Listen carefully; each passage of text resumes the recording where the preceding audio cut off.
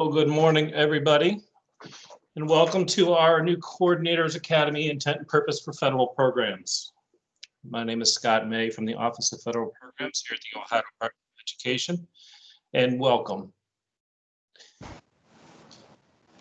We are recording this session. Just wanted to make sure everybody knows what's going on, and please make sure you're able to mute your microphones and your videos. It helps us stream with many members joining us today. It keeps everything moving.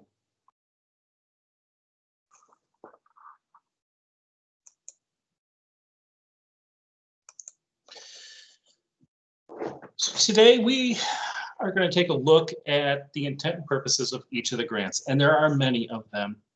But it does start with the Comprehensive Continuous Improvement Plan, otherwise known as the CCIP. We are looking at the whole process. We're looking at that needs assessment. We're looking at the plan. And today we're going to be focusing on the consolidated application that is going to be used with everything. We're going to spend some time in the CCIP, but I first want to go over several of the grants and some of their basic intent and purposes as we move forward.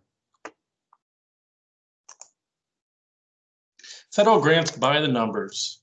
The first one that probably everybody is familiar with is Title I Part A. And this, the basic definition on this is improving the basic programs for academic achievement for all students. It's important that these are for the most at risk of failing to meet the state academic content standards and for buildings with the highest percentage of low income students.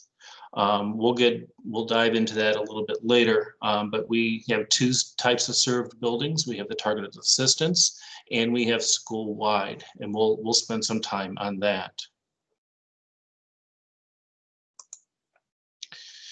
Again, the purpose of Title I funds is to ensure that all students have a fair, equal, and significant opportunity to obtain a high-quality education and reach the minimum proficiency in these challenging times with the state and academic achievement standards. This is for those children of low-income families that are governed by the statutory and regulatory requirements under Title I Part A of ESEA.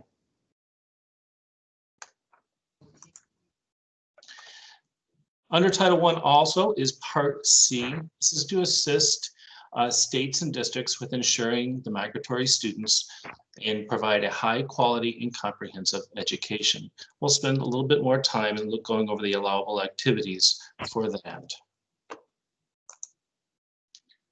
Also under Title I is Part D. This is the prevention and intervention programs for children and youth who are neglected, delinquent, or at risk. This provides those educational continuity for children with youth in state-run institutions for juveniles and adult correction institutions. A carve-out that many of you see within your CCIP this year is the expanding opportunities for each child. This is designed to expand the access for enrollment of school improvement activities for low achieving students, for those low income families through 4 focus areas: advanced coursework, career pathways, personalized learning, and credit recovery acceleration services.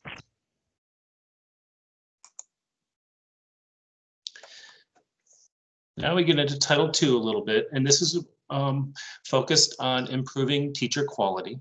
It's basically professional development, or the other additional use that could be embedded into that is the class size reduction.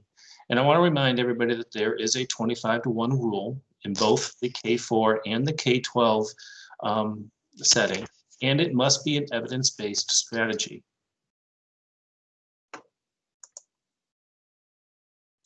The next we have is our Title III, which is our language instruction for our English learners. This is supplemental instruction programs for their EL students, and it's scientifically based. It also has a provision for professional development and the parent notification and involvement. Also, the consultation with the non-public schools becomes very important with this grant. Title IV is focused on the student supports and academic enrichment grants. There are 3 allowable activities in 3 sections, and we'll dive into those here in a little bit. But they are focused on the well-rounded education, safe and healthy schools, and effective use of technology. Title V, I can sometimes characterize as the booster shot. It's the purpose of the programs to provide financial assistance to rural districts to assist them in meeting the state challenging academic standards. It can be used for Title I, II, III, and IV. It just adds, it takes on the characteristics of those allowable activities. There's 2 forms of the rural and low-income school program. You have the RLIS, the Rural Low Income School, and the SRSA, which are the Small Rural School Achievement Programs. Embedded also in the CCIP, which has some allowable activities, is the federal funds, is the IDEA, we call it the Big B, special education. Federal funds pay for the excess costs of providing special education and related services to children with disabilities between ages 3 through 21. There's a contact that specializes for this in the Office of Exceptional Children. You can check your address book for that particular consultant. And some of the newer ones that have populated just in the last 6 to 7 months. We have the ESSER grant, which is the Elementary and Secondary School Emergency Relief. The purpose of this program is to provide emergency relief to address the impact of COVID-19. Also, we have the GEAR, the Governor's Emergency Education Relief Fund. This is used to support grants and educational organizations that did not receive funding through the ESSER fund. These are primarily our DDs, our ESCs, and a couple other entities.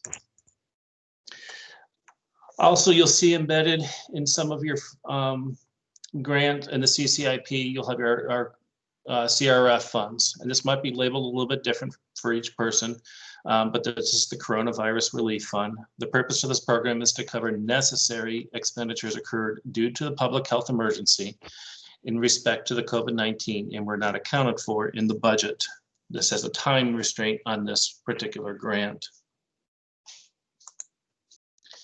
So at this time, we are I'm going to switch pages here, and I'm going to get into the CCIP a little bit and just start to show you where some of the intent and purposes and how the CCIP works when it comes to the section page.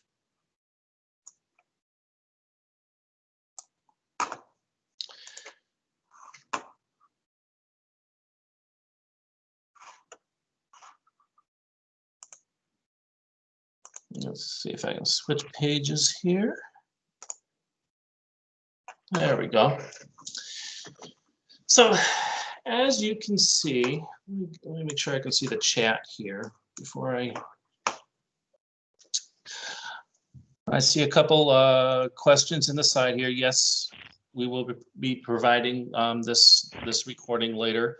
Also, the PowerPoint slides were embedded in the chat earlier, plus we will be sending them out later. Scott? Yes. Just FYI, Candace is monitoring those technical questions as far as where the slides are available, and okay. I'm fielding any program and CCIP and federal programs questions for you. Thank you. You're welcome.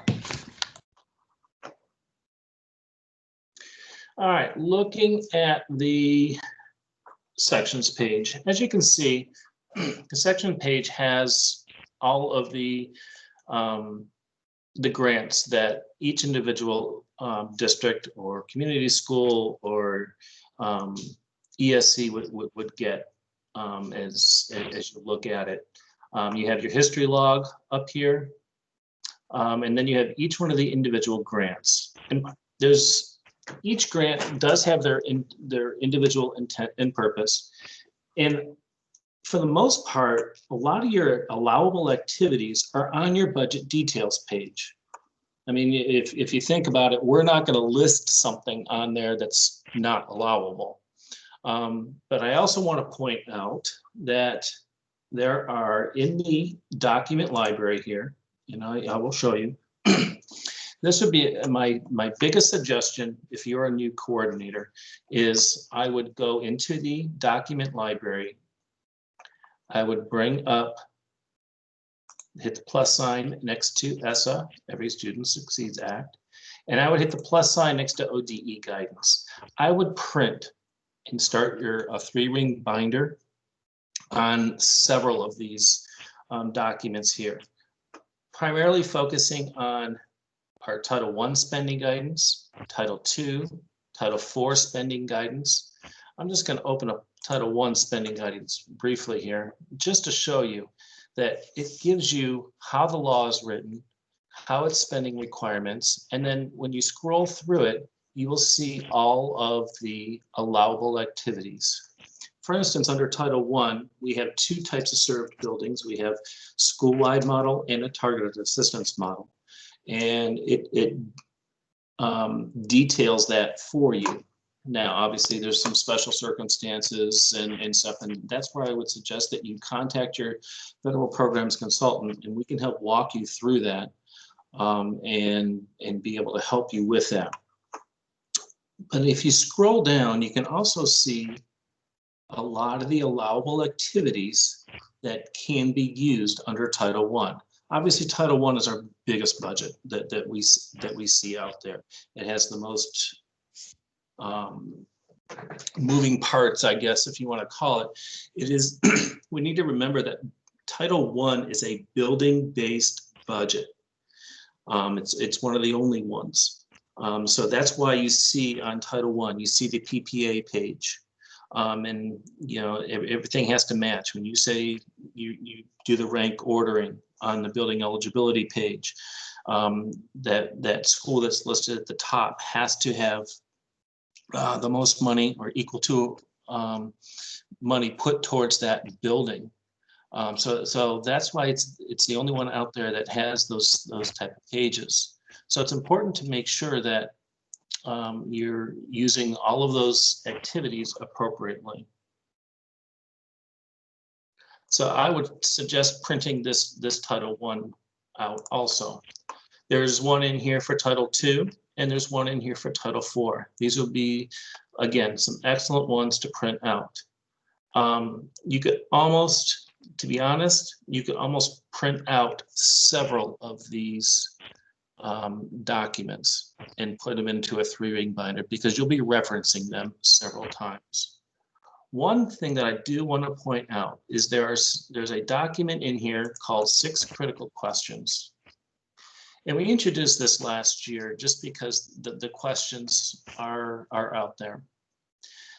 And the 6 critical questions, this is a nice, simple flow chart, is set around the allowable uses and the distribution of those federal funds. Say you have an activity or a program.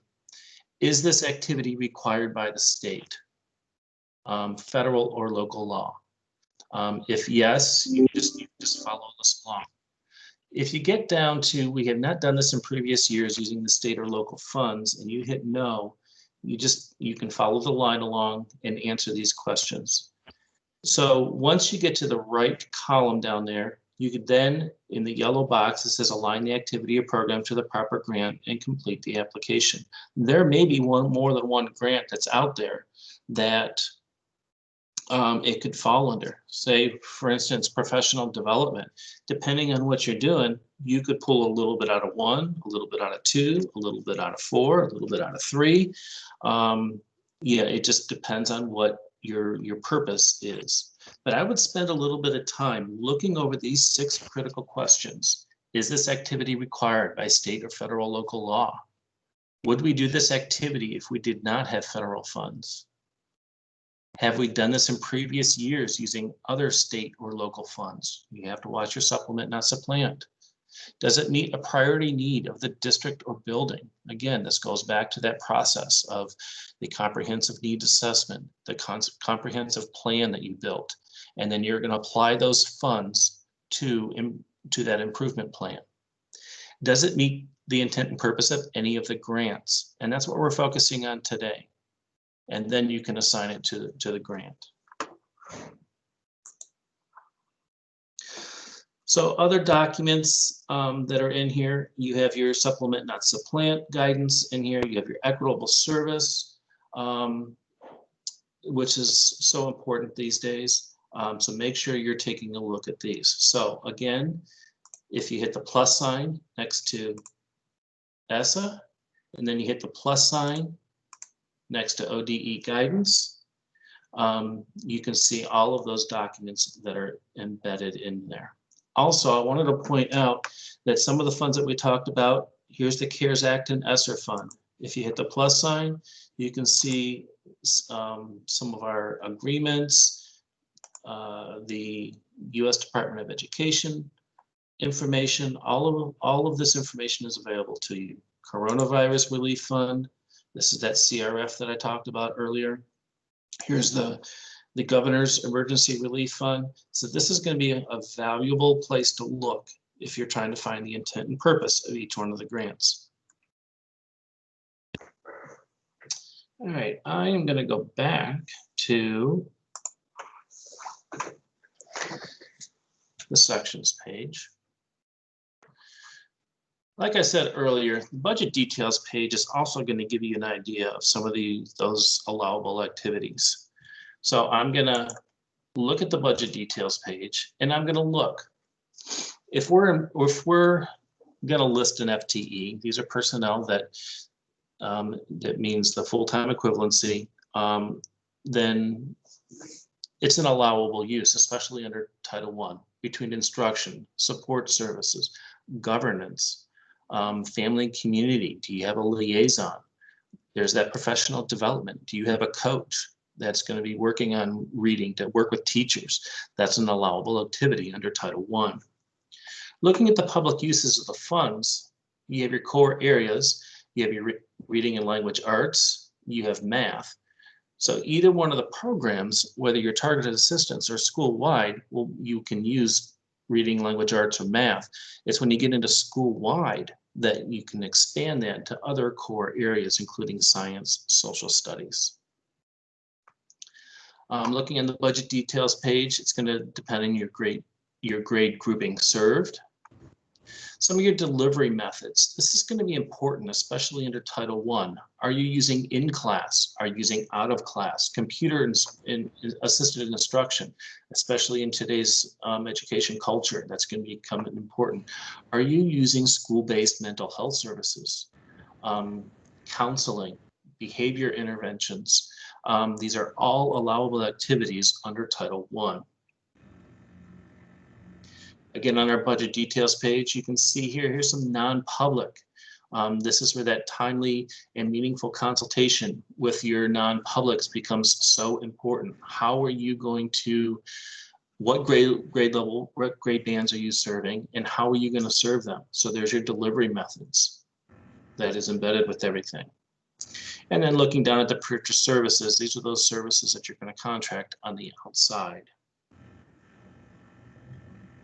So I am going to move on now to Title II. Actually, sorry, Title 1D. So you can, again, you can look at the guidance in the document library, or you can even just look on the budget details page. You can see how Title 1D is for those delinquent students, for those facilities that provide those services that are within your district. You can go through how it's dropout prevention for at-risk students, youth returning from correctional facilities, health and social services for at-risk children, mentoring programs. That budget details page is going to be very important. Again, contact your educational consultant, and then we can also be able to put you in contact with the right person if you have specific questions. Going to Title 2A. Again, I'm going to look at the budget details page. There is an activities page that goes along with, or a spending guide for Title II, because it does have so many different activities that are allowable. Again, we talked about briefly the class size reduction. I would look at, there's two documents that I would suggest for if you are going to use class size reduction strategy to reduce. Make sure you're using it for the right purpose. It's not to pay for an additional teacher to reduce class sizes overall. I mean, there's a purpose behind it when you're using class size reduction. You're targeting those students that need it, etc. Contact us if you need some more information. There is some guidance that's available. There's a flow chart that's you can be found in the document library. I would bring that up, and also it must be evidence-based. There's some research out there. It's very minimal on the effectiveness of that. So you want to be very careful on how you are going to be using it. For instance, a lot of your class size reduction your studies focus on K through 3 students, and your classes are, with 17 or less. I mean, it depends on what study you're looking at, but you need to look at everything. Plus, the other part with that is you have to have a 25-to-1 and be able to show that in both K through 4 and K through 12. And we have a spreadsheet that's available that may help you. If you need that, please let us know. We'll be more than happy to share that with you to see if you qualify for that. Looking at the allowable activities in the intent of Title II, they're listed right here on the budget details page. Again, there's our reducing class size. It's our class size reduction. And most of these are providing professional development to whether it's English learners, your teachers, instructional leadership teams, principals, and other school leaders focusing on those improvement. I want to caution that professional development is for those personnel within your district that have provide instruction or in that instructional practice in the district. So for instance, a treasurer would not be able to use Title II funds because they are more on the business side. So I want to caution, we get that question frequently on there. But it is on providing that professional learning and planning activities. You have high quality professional development of teachers, principals, and other school leaders on effective strategies to integrate rigorous academic content, transition to post-secondary education, and career and technical education. That's a popular one that we see. You can read through each one of these. But also within that spending guide, it gives a little paragraph and a little bit clearer definition of what each one of those are.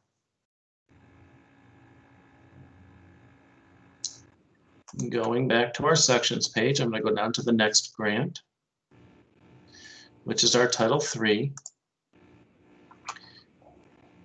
And there's some great guidance out there. If you're looking for on Title III allowable uses, if you go to the budget details page, you can see here's your list of authorized activities for REL or immigrant children using Title III funds. They're listed right here for you. Everything from professional development to programming to family and community engagement. They're listed right here and also within the guidance.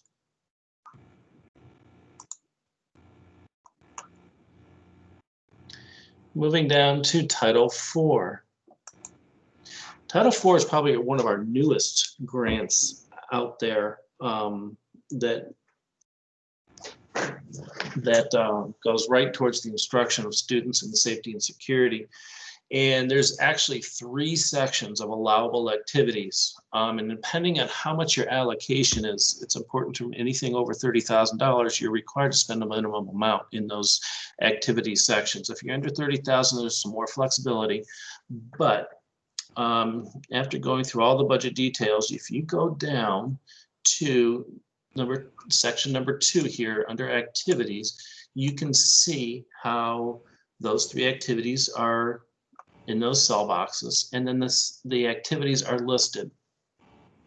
The first set of activities is to support well-rounded education opportunities. And you can see everything listed there, from improving STEM activities, accessing arts and music education, college and career counseling programs, strengthening instruction, programs and activities to integrate multiple disciplines, arts and mathematics. So using some creativity, you could really figure out what well-rounded education comes down to. Please contact your educational consultant. We can help brainstorm some ideas with you if you're trying to have a specific program. We can help you to see if that's allowable. Section number 2 is activities that support safe and healthy schools. This is section 4108. As you can see, there's everything from safe and supportive schools, from bullying prevention, school readiness, suicide prevention, professional development for training for school staff. I used that example earlier, professional development. You can pull it from several different grants, or you can pull it from one. Your educational consultant federal programs can help how you want to spend, which grant to use it for, which grant would it be most allowable under. Student physical and mental health, you have everything from drug and violence prevention, the physical activities, health activity style, chronic disease management, and there's that other program and activities that foster safe, healthy, and training for school staff. If you have that idea out there, run it by us. We'll be more than happy to help you answer that question. Section number 3 are allowable and supportive education, effective use of technology. This is that ongoing professional development. That's that personalized learning for instructional approaches, implementing blended learning strategies. Like, everybody's working on that. You could use Title IV funds for that. Again, please be cautious of how, depending on what your allocation is. Is it over 30,000 or is it under 30,000? I want to make caution here on part A about devices and infrastructure. There is a 15% cap on those. That was waived last year when COVID, but it is in the FY21, that 15% is back. So be cautious on that. But I wanted to point that part out. All right, going back up to the sections page. I'm going to look at, I don't have Title V in this one. So Title V is that rural education programs. It's for those rural districts out there. And there's a checkbox embedded into it that you can assign either Titles 1, 2, 3, or 4. When you hit that checkbox for Title II and you have that booster shot, I like to think of Title V as, it will take on the characteristic of that particular grant. You can choose more than one. So if you want to do professional development, you want a little bit more, and you want to put it towards your professional development of Title I and Title II, you can check both those boxes. So it's, like I said, it's that booster shot for those rural districts that are out there. Here is your IDEA, special education, your budget details page.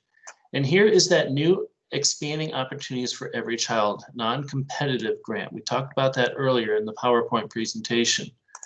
This one is centered around those STEM and STEAM programs, advanced coursework, career pathways options, personalized learning opportunities, and other activities to assist students in successful completing post-secondary level instruction exams. I would say probably most of my districts, a lot of them are using it for those other activities. They're for completing those post-secondary level instruction.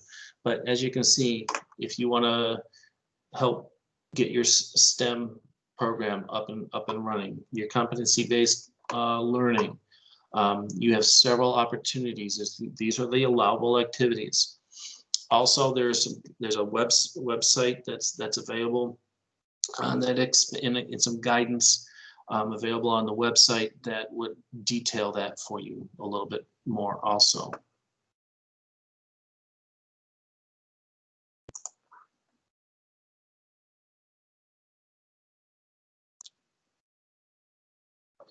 So I want to take a couple seconds and go into the ESSER and share with you the allowable activities for ESSER. Again, I like to send people to the budget details page.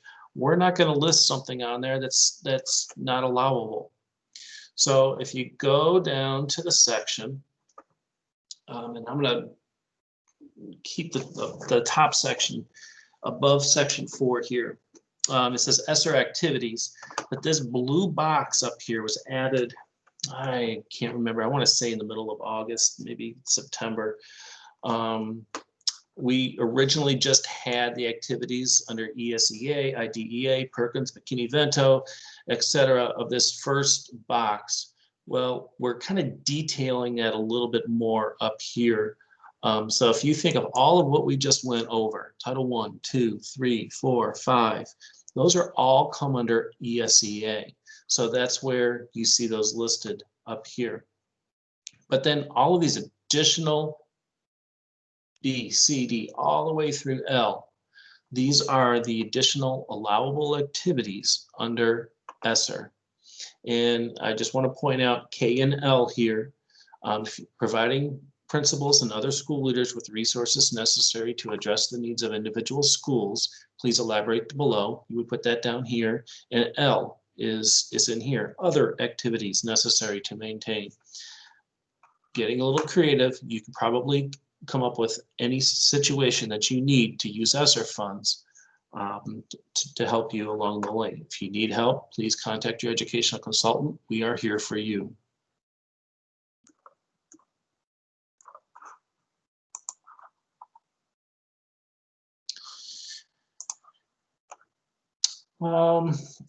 So let me stop there.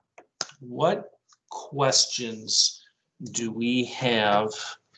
I've thrown a lot of information out there with everything. What questions do you have? Do we have anything in the, Amy, do we have anything in the chat that needs to be answered now? The only question that's been asked is for Title IV, and that is, can device purchases be made for teacher laptops out of Title IV or student devices only? If the tech is related to instruction, professional development, or supporting the online learning environment, then it is allowable. Yes. I've already answered. Perfect, perfect. So I see class size reduction flow chart is in there in the spreadsheet. So that's perfect. The next question is, what is the timeline for approval? I'm not sure. Is that for the consolidated application as a whole? So I'll go ahead and answer part of that. The consolidated application is when you think about it, is actually a 6-step process. It starts at your revision. It then goes to your fiscal representative, which is your treasurer. It then goes to your authorized representative, which is your superintendent. Those are the first 3 steps. When your authorized representative signs off and submits it, that also is your substantially approved date. That gives you those permissions to write those POs and encumber the funds. It then goes to your consultant, which is basically step 4. There's a review there, and the consolidated then goes to a peer review. And then finally, it goes to our assistant directors, which then do the final review. So on a consolidated, because it is so big, there's so many ins and outs. There's so many, we go through it very, very closely. There's a 6-step process on the consolidated application. On ESSER and some of the other ones, there's less. For instance, ESSER, it goes to your consultant and then goes straight to final review. But we, like as you can see, we have several additional grants this year that we are facilitating within the Office of Federal Programs. We are trying to knock them out as quickly as we can between ESSER and GEAR and CRF and everything on top of the consolidated. So your patience is appreciated. I know if you have an emergency, you need to get something final approved, whether you're trying to do a PCR or want to do revision, please let us know. We'll be more than happy to work with you on that. Yeah, thanks, Scott. It's Diane, Hey. Assistant Director in the Office of Federal Programs.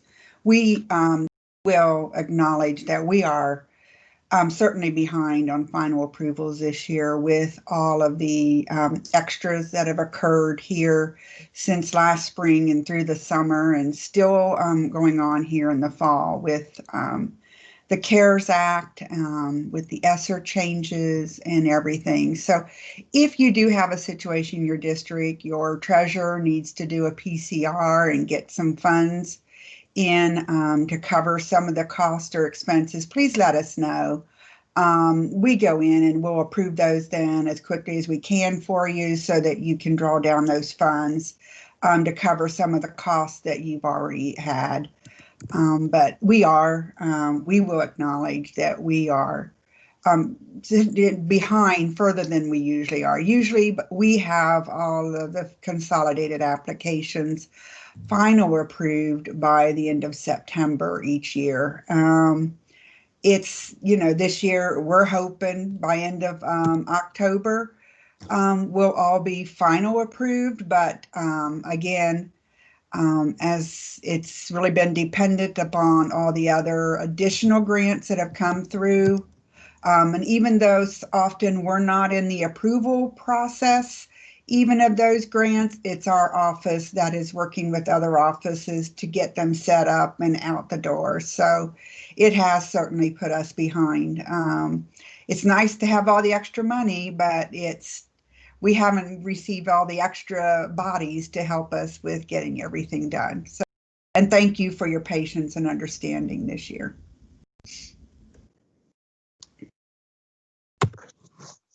All right, Amy, we got anything else? I don't see anything at the moment. For ESSER, I didn't hear. I was actually looking at something else. Did you say that the approval process for that is a little bit more streamlined? Yes, we do not have a peer review on ESSER, so that's one less step. I think the same for CRF and broadband as well. Yes. And what about GEARS? GEARS is even streamlined even more. I think you just upload the document and it goes straight to final approval, if I remember correctly. I think we do a consultant review and then it goes to final review. Yep, exactly. This is Morgan. Yeah, it'll be a consultant review and then I will be final reviewing this. So.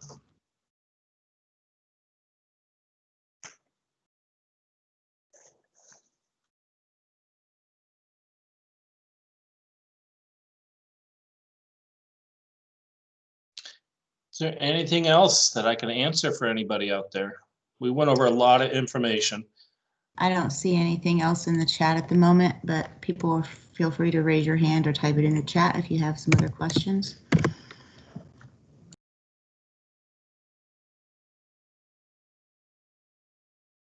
Again, I think it's important that you keep go to your document library, and I think printing off a lot of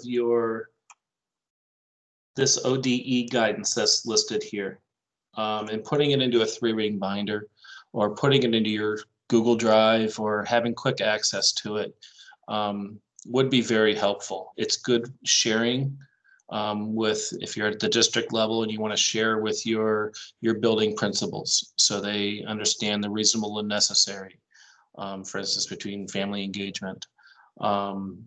You can at least provide that guidance to them.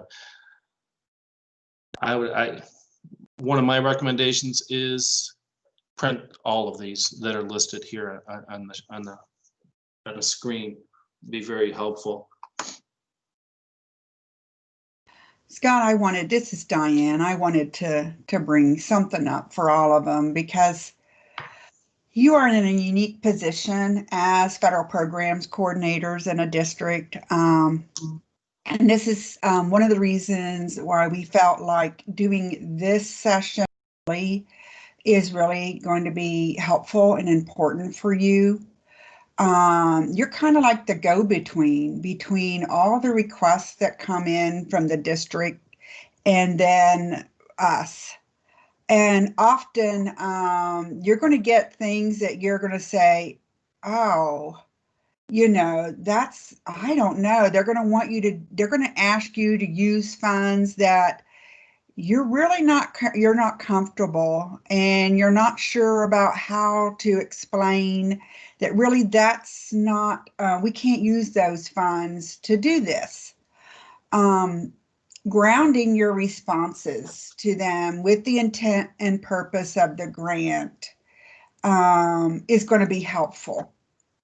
So keeping that in mind as you're getting requests that are coming through, they're wanting, you're in the district, somebody, the high school principal approaches you and says, hey, I want to use my Title I funds to do this, and it's something that, yes, that's a great idea, but it's not something that we can really use Title I funds for.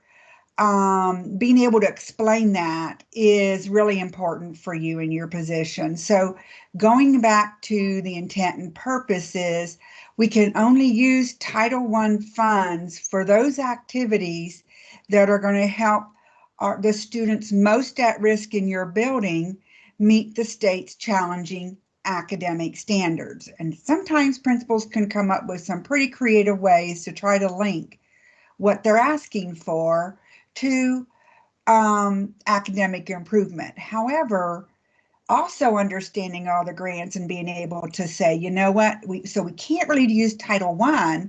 However, I do have some funds in this other grant that it could align with, that we could use these funds with. So maybe Title IV, which it has certainly, I've always called it everything but the kitchen sink grant, because there's so many opportunities or so many different things that you can do with it. So being able to also respond with, that doesn't really fit with that grant, but it'll work with this grant, is also going to be helpful for you because you're going to give them an option. And sometimes you're just going to have to tell the principals to dig into their principal money because it really doesn't really align with any of the federal grants. I know we've had situations where we had a principal bought a dunking machine and he tied it into parent engagement. And I don't know, those were situations where we really had to work with the district to try to get those things resolved. And we want to try to avoid those kind of things. So as always, if you're not sure or you need backup or support, something in writing, please reach out to us and we can help you with those situations so you don't feel as if you're the bologna between two pieces of bread out there in the districts. And then finally, our next two sessions are going to be about compliance, getting ready for compliance visits and what you need to do as a new coordinator to get yourself organized. And then finally, and then the next one will be on can we do this? And we're going to walk through all the things as a federal programs coordinator you need to think about as you're working on budgets and as you're responding to these questions out in the field from your district about how to use their fund. So yes, we are going to go over the things that you should be collecting. We have one that will be over parent and family engagement and what are the things you need to have for those. So I'm going to turn this back over to Scott. This is his show today, but I did want to to give you that caveat, as federal programs coordinators, really get to know what each of these grants intent and purpose is, so that it just kind of rolls right off your tongue. Thank you. Thanks, Diane. Yeah, I just want to reiterate what she was saying. We're here for you, for you. I mean, this is part of our job. We're here to help you find the best grant to use. You say you have an activity and you don't know where it would best fit. We're here. It might fall into several different grants. So, like I said, we are here for you. I do want to put something out there, just kind of last minute thing. I'm properly licensed personnel. Make sure all of your, if you are hiring somebody, they are licensed properly. Whether I know there's a lot of caveats going on right now with COVID going on. If you can go onto the ODE licensure webpage, you can see some of those flexibilities that are going on right now. But if you have anybody providing instruction, they must have a license.